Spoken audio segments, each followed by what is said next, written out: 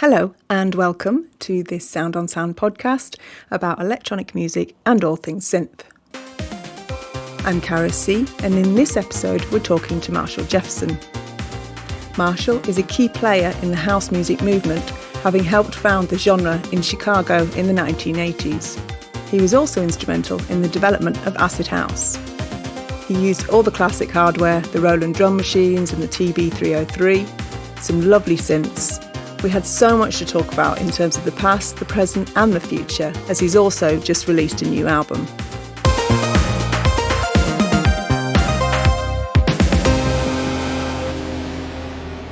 To get us started, here's an extract from Move Your Body, a house music classic that Marshall released in 1986.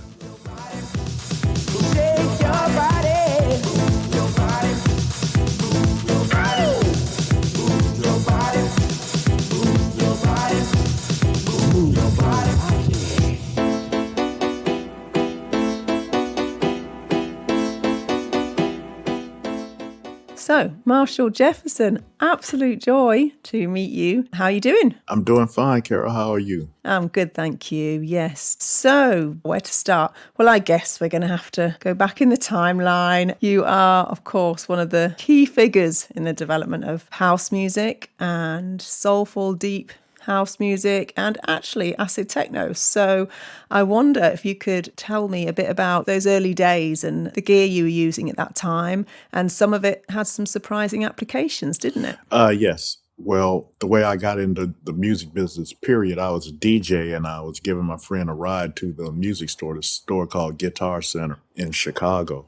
We get to the music store and a salesman came up to us and said, "Hey, you got to look at this thing." You know, it was a Yamaha QX1, which was a sequencer, right? He said, "It's a sequencer." I said, "Yeah, what does it do?" And he said, "With this sequencer, you could play keyboards like Stevie Wonder, even if you don't know how to play at all," right? And I said, "Oh, wow." You know, that's just what I need. You know, my friend, he was a musician, you know, as a guitar player. "Man, don't believe that. You got to take lessons. You got to practice." You know, so I said, "Nah, I believe him, right? So I'm going to buy it. How much is it?" He said, $3,000. I said, "I don't have that much, right?"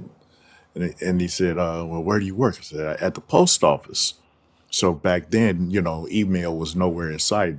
Post office was a lifetime secure job. So he gave me a credit line of $10,000.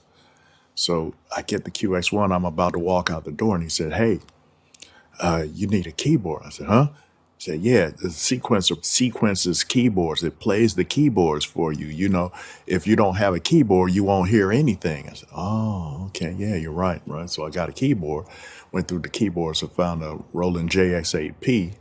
It's a nice sounding keyboard. I'm ready to go out the door and said, "Hold on, you need a drum machine too." I said, "Oh, yeah, you're right, you know." So I got the drum machine, you know, so I'd have some beats. That was a Roland 808. So then he said, "Yeah, you know, you need a mixer too, you know, so you could hear everything at the same time." I said, "Oh, yeah, you're right." You know, so like I got the mixer, even though I was a DJ, it wasn't a DJ mixer, it was a recording mixer. That was a Boss mixer. I forgot the model number. But it was a Boss 8-channel mixer. I got that. He said, "Hey, you know, you need something to record on too." You know, I said, "Oh, yeah." He said, "Yeah, you need a multi-track recorder." So I got a Tascam Porta 1, Porta Studio, right? So I got that. So then, you know, I got a module so I'd have a second keyboard that I could play at the same time. That was the EX800, which was the module version of the Poly 800. I've got that. And I got another drum machine. I got this Roland 707s. And last thing was this TB303 thing, right? And he said, "Yeah, you need this to make bass lines." I said, "Yeah, that's what I want, bass lines," right? And, you know, I guess he couldn't get rid of them fast enough. But I mean, well, you know, he couldn't get rid of them, period. And it was only $150. So I bought it. I said, "Yeah, you know, $150, I can make bass lines," right? So I got all this stuff. I'm get home and my friend, he's happy to tell my other friends that I just spent almost 10 grand and I didn't know how to play anything. So they all came over and they kind of teased me for like about 5 hours until I thought I was about an inch tall. when they got through with me. And I wrote my first song 2 days later. Wow. And that's just the classic kit, man. Looking back, you would have had no idea that he basically armed you with the classic kit. Yeah, and about a year and a half, 2 years after that, I had Move Your Body out, and DJs started hiring keyboard players and telling them to play piano like Marshall Jefferson. So And you still have that keyboard. it worked out. Not that exact keyboard, but the same model. I've gotten 2 JX8Ps stolen from me. Right. So this is like the latest replacement. So were you developing house music at the same time as you happened across acid techno? I mean, what was the music you really wanted to make? Well, just music, period. I wasn't thinking in terms of house music. I mean, I was thinking in terms of what Ron Hardy would play at the music box. And the TB303, I never really learned how to program it properly. So I just punched in some notes and it came, and I, this is kind of nice, I like the, and that kind of stuff. So like, oh wow, okay, well, I don't know how to work it, but it sounds cool. I'll go with this vibe, kind of a scatter, crazy type vibe, which I didn't really get from dance music, but I got it from rock music, that kind of vibe. So I was going at things with a rock type of vibe when I did I've Lost Control. And my friend Sleazy came over after getting out the music box one day, and he locked right into the vibe, because he listened to rock music too. We had our whole crew, that was into rock music. We would listen to the Police, Led Zeppelin, and Black Sabbath, and Van Halen, and we would go to concerts and stuff. But all of us would listen to rock. So he got back from the music box. He's still hyped up, ready to dance, and he locked right in, and we did I've Lost Control. Wow. Yeah, that's interesting actually, because I don't think I can hear the rock. See, the thing is that's what a lot of people say. It's not the instruments though, the distorted guitars and all that stuff. It's the vibe. It's kind of a rock vibe. Dance music was usually like a lot more organized and neat for the dance floor, and like I've Lost Control, like the TB303, and the drums are going all over the place. So that was a difference there, Yeah, just allowing it to be more wild kind of thing. And, Yeah. and obviously, you're playing with the resonance and you're playing with the different parameters, aren't you? And then all these new sonorities come through. Yeah, well, we're basically invoking Jimi Hendrix. It was, Yeah.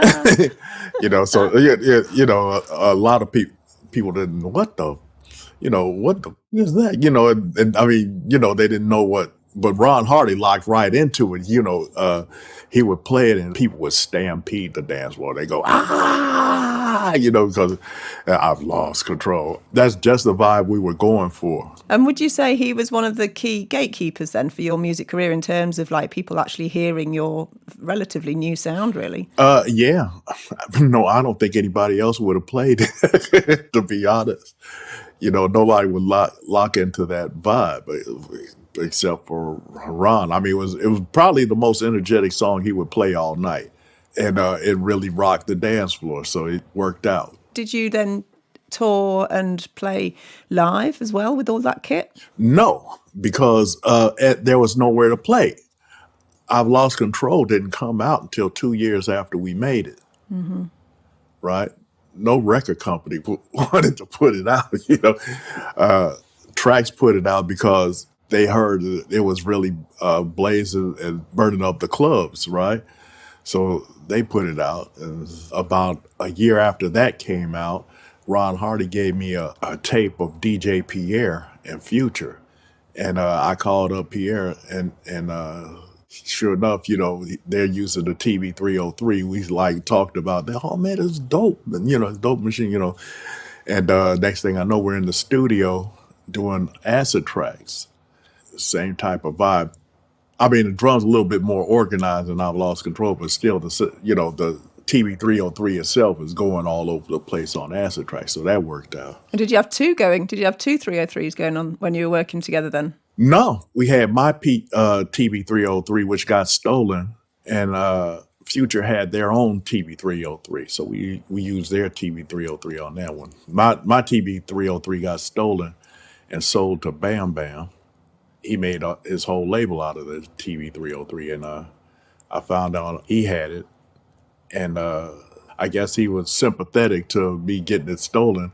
He asked me to sign it, and he gave me $1,000 for it.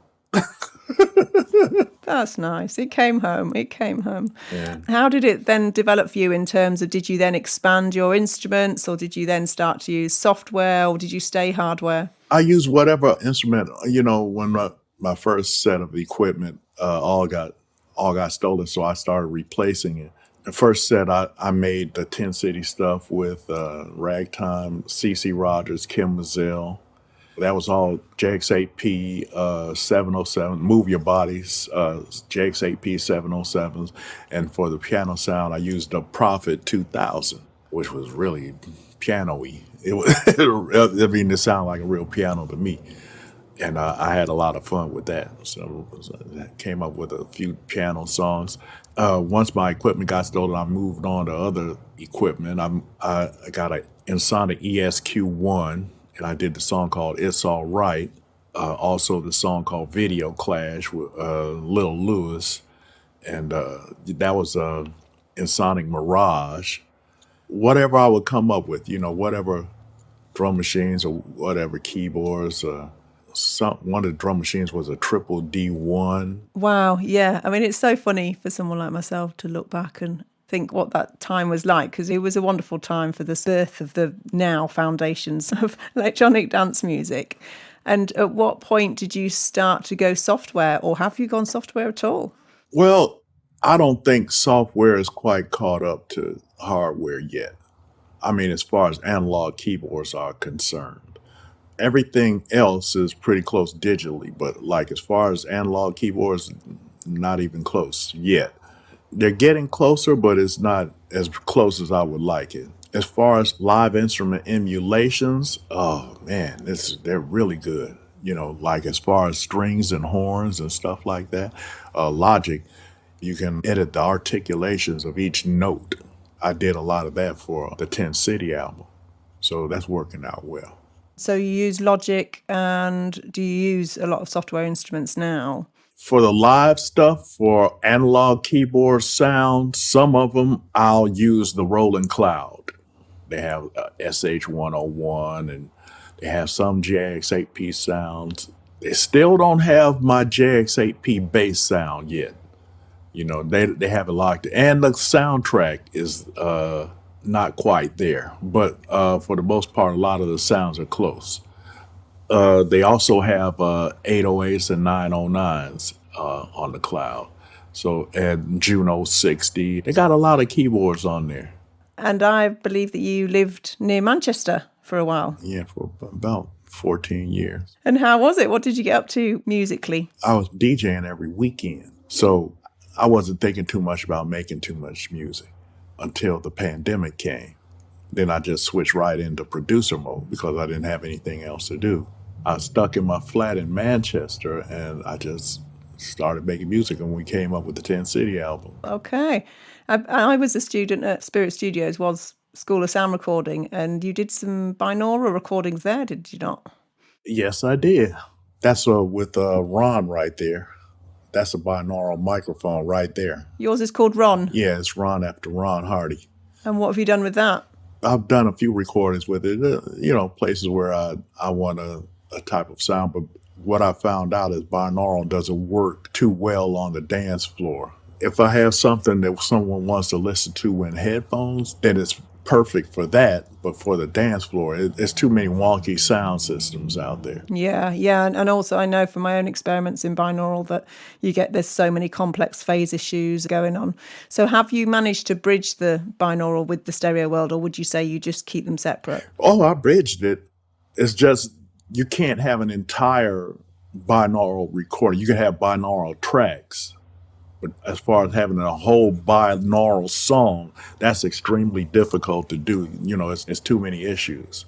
Say like a vocal here or there, or like drum sounds here and there or keyboard sounds, yeah, I can throw a binaural track in there. As far as the whole thing, no way. Yeah, same here. Same here. And I just realized, especially when it comes to the bass end, and if you want any kind of clarity. Yeah, no, you don't mess with the bass in binaural. I actually tried doing a binaural kick drums and stuff like that, but no. I literally had this big woofer in front of Ron, right? So it was literally the bass in your face, and that didn't work out. You've got to try these things. We've got to try these things, and then we find out they don't work. And do you always collaborate, or is it a solo adventure for you when you're composing? For the most part, I have to work by myself when I'm composing because of my process. For one thing, I hear the whole song finished before I even get started.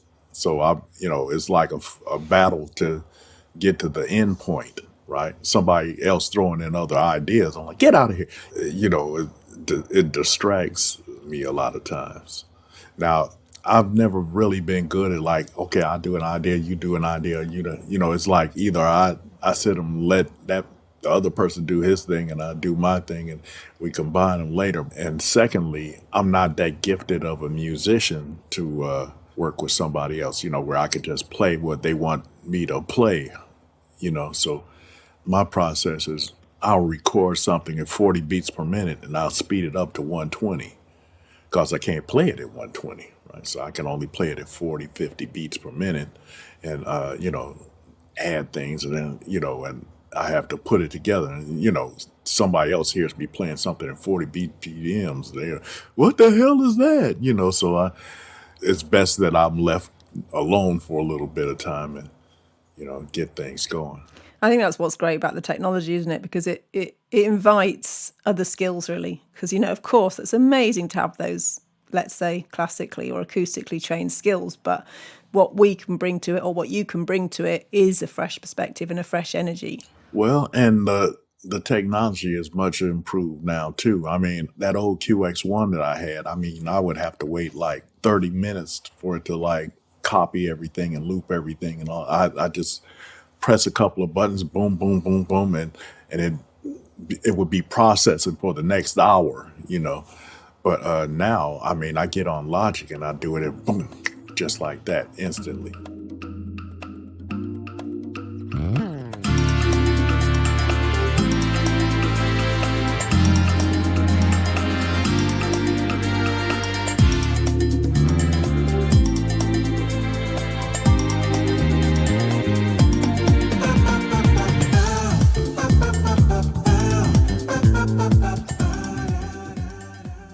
What's your monitors of choice then?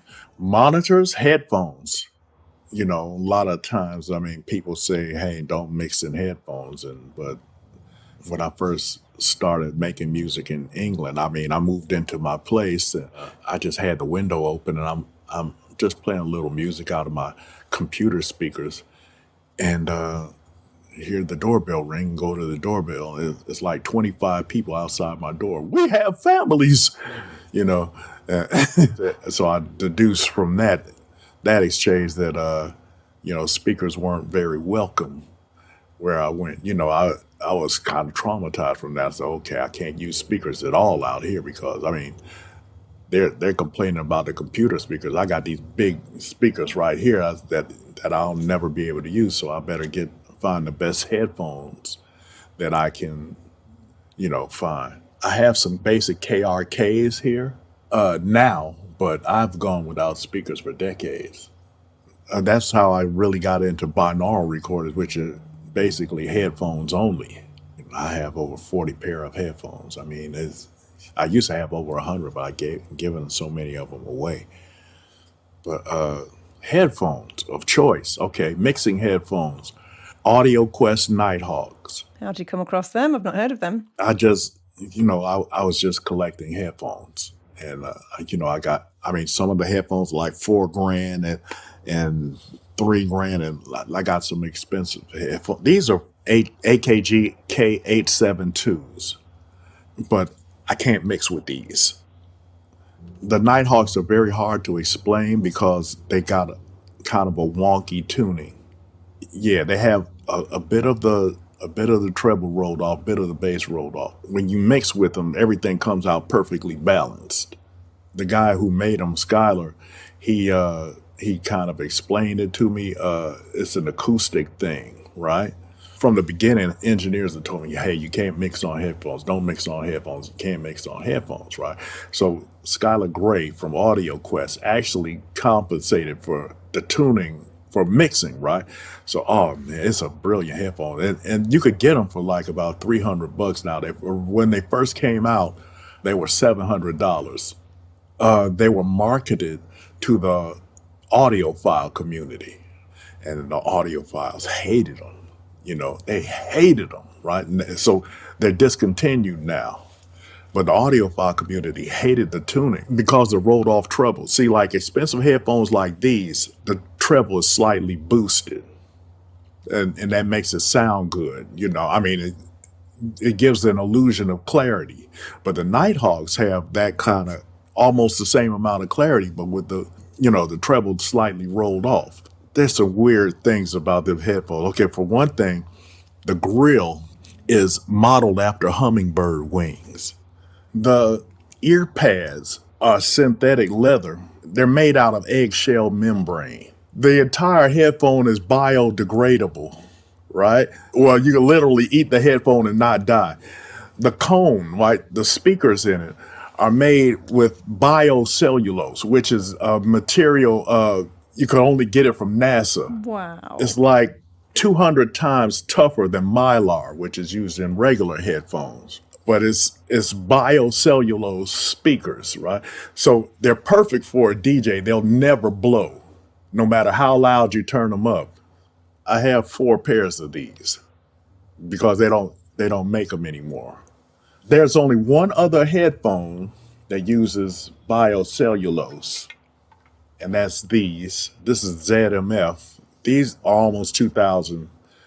This is real wood though, and but it's got the biocellulose speakers, which was the main selling point for me because I know biocellulose doesn't blow. But they're still making these, but I can't mix with these because it's got that treble I was talking about. They got a few things that make them not your ideal DJ headphone. One thing, they're really heavy because you got, your real wood here and they're huge, but they sound sensational. They're just beautiful sounding headphones. It must be quite mad, really, to look back and think how much the world of electronic music, dance music, house music, how it's all developed. I mean, for me personally, it's like it's become a professional thing. Back then, it was pretty much illegal, or it was edgy. And you've obviously lived through all that. So, is there any sort of perceptions you have in terms of the trajectory we've been on already? Really? Well, I was really in a mixing groove when I was in Manchester, and a couple things like I remade Someday for Ultra Records, and sonically the new version is so like 1,000 times better sound quality than the original, right? And back then we had SSL, we had Neve consoles and all that stuff, and basically in England I had an audio interface and a computer. And it was sounding leagues better sound quality than those old recordings. I said, what? So like the sound quality available from the get-go now are like light years ahead of what I had back in the 80s, right? But even stranger, I work with someone right now, and they'll tell me we wanted to sound like the 80s, raw. And I said, man, get out of here. I said, how did you make it sound like that? I said, I was screwed up. That's how I didn't know what I was doing. I mean, a couple of times they said, oh, that distortion sounds great. Let's make it distort all purpose like the old days. I said, I didn't make it distort all purpose. It was an accident. I didn't.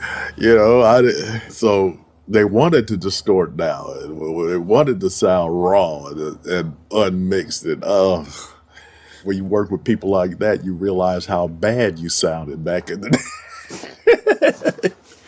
Yeah, and it's people accepting that you've evolved. You're not going to be the same. You're not going to sound the same as you did, 40, however many years ago. But you've stayed in the business all this time and still finding the joy? It's quite different now because back then I knew when I did a song that I liked, it was going to be successful. That's when there were like a maximum 500 records a week coming out, 500 dance records a week coming out, right? And I knew I would blow away the field. This is new, this is different from everything else that's out there, and it's going to sell, right? But now there are over 100,000 records a week coming out. 100,000. And it's like a big pit that you have to climb out of, right? You don't know. I mean, I may think a song is sounding great, but like it may just make me McDonald's money. That same song 40 years ago would have sold like maybe a couple of 100,000, so that's a big adjustment. But because there's so many songs coming out every week, the 100,000 songs that come out this week compete with the 100,000 songs released last week and the 400,000 songs released last month, right? Then you have DJs that don't support records. They think they're doing bad if they play the same song twice. So I said, what is this about? Okay, you don't want your dance floor to know a record, basically. So they're like just dancing. There's no excitement when the hit record comes on because there are no hit records.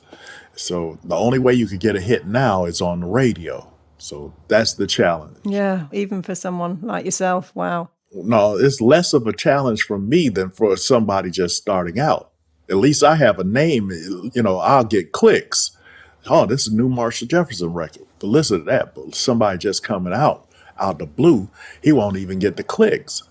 Somebody making it today is like impossibly awesome. I just can't imagine. I mean, back in the day, I just did a cut. Boom. Hey, this is a cut right here. This is a hit. This is going to make them dance, right? So, but today, oh man, we got to get the marketing department on this, and and we have to do this. We have to call so and so radio pluggers, and it's a mess now. It's definitely got more complex, isn't it? Yeah. Obviously, respect to you guys, because it's obviously on your funky dance beats that we're all here and being inspired by that. When I discovered the technology, I was like, well, maybe I could do that. I wasn't trained in music at all, but, I read Sound on Sound magazine. That friends gave me their old copies and I soaked it up and I had a go. And I had a 606 for a while and I had access to an 808, 707. Poly 800 was my first synth. And, and I just played. Poly 800? Yeah, that was my first synth. That's the parent one for the EX 800. Yeah. And I had the Porter Studio as well, so I was playing with guitar pedals through my voice, putting my voice through guitar pedals and playing with that. That's extremely rare, seeing a female actually making music. It's like a serious confidence gap. Yeah. Like a lot of women I see, they don't even think of making their own music and beats and stuff. So kudos. Yeah, and I think it's definitely getting better. I'm part of a network called Female Pressure, and we've been sort of looking at statistics, or unacademically, but we've been looking at the figures for electronic music festivals over the last few years. And since 2013, it's gone from 10% to 20% in terms of lineup. So it is getting better. But you're right, it's confidence, and part of that is because we don't see. On the dance floors, when I was on dance floors, there was 2 women DJs I could think of in the city I was in. But beyond that, it was only them that thought, oh, maybe if they can do it. Yeah, but there's a big time confidence gap. And not only between male and female, but between Americans and Brits, for instance, right? Or Europeans, period. I'll produce a vocal in England, and I'll do like an 11-hour session, with drop-ins and all this. Oh, well, I have to do it again. Right? American session is not going to go over an hour. Really? No, Americans, they'll get in there and they'll do one take, screw up every note, come out. Ain't that the greatest you ever heard in your life? So, female producer out of the UK. Yeah, it's different, and we know it's magic. So I'm just sticking with my magic. What else can I do? Well, if I could do it, anybody can do it. That's the way I think. Okay, so any projects in the pipeline for you? Any exciting future musical dreams still to realise? My album I'm working on right now, and the 10 City album comes out June 18th. But I'm working on my a Marshall Jefferson album now. Cool. And is it still the dance floor sound we know you for? I don't know. You could certainly dance to it. So we'll see. Awesome. Well, thank you so much for your time today. It's been awesome chatting to you. You're welcome, and thank you.